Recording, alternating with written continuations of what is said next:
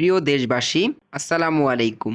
আজকে আমি ঢাকা শহরের আভিজাত্য এলাকা গুলশান থেকে শুরু করে স্বল্পোন্নত এলাকা মোহাম্মদপুর সহ অনেক স্থানে ঘুরেছি এবং এই বিষয়টি উপলব্ধি করতে পেরেছি যে রাস্তায় কেউ ময়লা ফেলছে না। যদিও কেউ ভুলবশত ময়লা ফেলে তাহলে স্কুল, কলেজ, বিশ্ববিদ্যালয়ের শিক্ষার্থীরা ময়লা উঠিয়ে ডাস্টবিনে ফেলে দেয়। এতে করে অন্যান্য সময়ের মতো ঢাকা শহর অনেক পরিষ্কার পরিচ্ছন্ন। আমি আরও একটি বিষয় খেয়াল করেছি, লোকাল বাসে চড়ে আজ ডাইরেক্ট বাসে চড়ার অনুভূতি পেলাম। রাস্তার কোথাও শিক্ষার্থীরা বাস দাঁড়াতে দিচ্ছে না, শুধুমাত্র প্রতিটা স্ট্যান্ডে গিয়ে যাত্রী ওঠানামা করার পর সেখান থেকে চলে যেতে হচ্ছে খুব অল্প সময়ের মধ্যে। এতে করে যানজটের সমস্যা সমাধান হচ্ছে।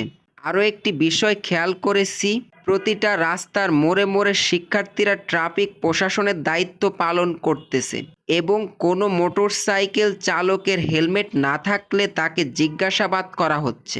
আমরা যদি এরকমভাবে সবসময় সচেতন থাকি তাহলে খুব সহজে দেশকে সকল দিক থেকে পরিষ্কার পরিচ্ছন্ন রাখতে এবং উন্নয়নশীল দেশ থেকে উন্নত দেশে রূপান্তর করতে পারবো। তাই আমাদের সকলের উচিত আজকের মতো করে সবসময় সচেতন থাকা এবং অন্য মানুষদেরকে সচেতন হওয়ার প্রতি অনুপ্রাণিত করা।